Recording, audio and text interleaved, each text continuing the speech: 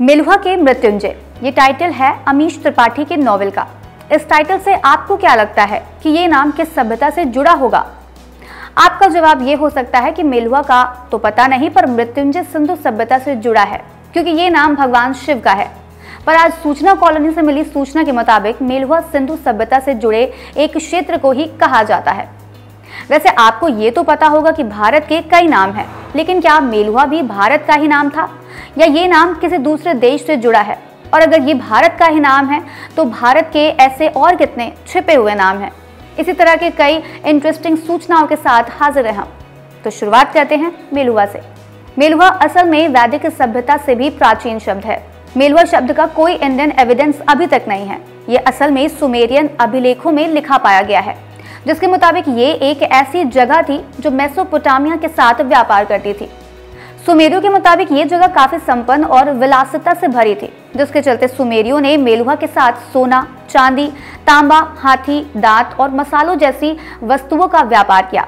इसके अलावा सुमेरियों का ये भी मानना था कि मेलुहा असल में बारिश और गरज के देवता इंद्र का भी घर था।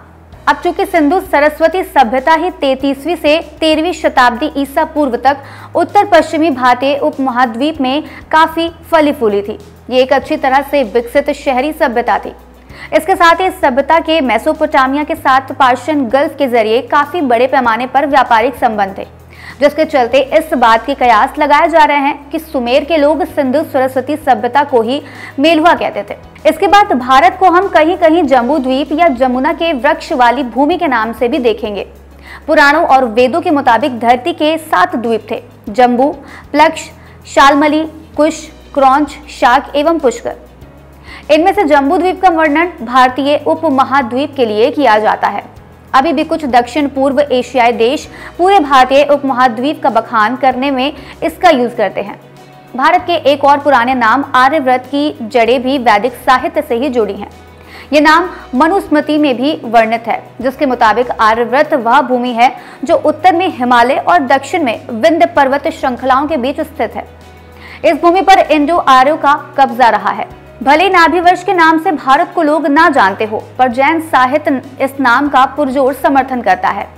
भूगोलवेता अनु कपूर अपनी पुस्तक mapping place names of India में लिखती हैं, भारत का नाम नाभिवर्ष राजा नाभि के नाम पर पड़ा था।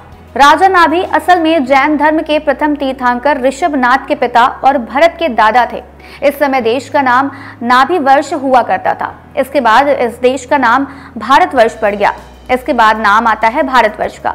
अभी भारत के नाम पर चर्चा इसलिए क्योंकि कुछ दिन पहले ही दिल्ली से एक याचिका दायर की गई, जिसमें ये मांग की गई है कि संविधान के आर्टिकल 1 से इंडिया शब्द हटाकर केवल भारत ही रखा जाए। दरअसल भारत नाम का अस्तित्व पुराणों और महाभारत काल के समय से है। आधुनिक समय में इस नाम की लोकप्रियता स्वतंत्रता संग्राम के समय तब बढ़ गई जब लोगों ने भारत माता की जय का नारा देना शुरू कर दिया। भौगोलिक दृष्टि से पुराणों में भारत को दक्षिण में महासागर और उत्तर में हिमालय के बीच स्थित बताया गया है। हालांकि आपको अलग अलग ग्रंथ में इसके विस्तार और उनसे जुड़े पहलू अलग अलग मिलेंगे, लेकिन सभी साहित्यों में भारत को राजनीतिक या भौगोलिक इकाई के बजाय एक धर्म और सामाजिक सांस्कृतिक इकाई बताया गया है। बात अगर हिंदुस्तान की करें तो इसका उपयोग पहली बार तब किया गया था जब 7वीं शताब्दी ईसा पूर्व में फारसियों ने सिंधु घाटी पर कब्जा कर लिया था। बताया जाता है कि सामाजिक और सांस्कृतिक समूह रहे भारत का ये पहला राजनीतिक अर्थ वाला नाम था। दरअसल हिंदू संस्कृत शब्द सिंधु या सिंधु नदी का फारसी संस्करण था। इस शब्द का यूज निचले सिंधु बेसिन की पहचान करने के लिए किया गया था। ईसाई युग की पहली शताब्दी से फारसी प्रत्यय स्थान को लगाकर हिंदुस्तान नाम बना दिया गया। 16वीं शताब्दी तक अधिकांश दक्षिण एशियाई लोगों ने खुद पहचान बताने में इसी नाम का यूज किया। 18वीं शताब्दी के उत्तरार्ध से ब्रिटिश मानचित्रों में इंडिया शब्द का प्रयोग तेजी से होने लगा और हिंदुस्तान का पूरे दक्षिण एशिया से संबंध खत्म होने लगा।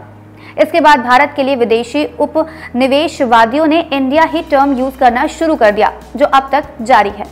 आज इस वीडियो में इतना ही। हम फिर मिलेंगे कुछ नई जानकारी के साथ। तब तक के लिए मुझे दीजिए इजाजत। नमस्कार।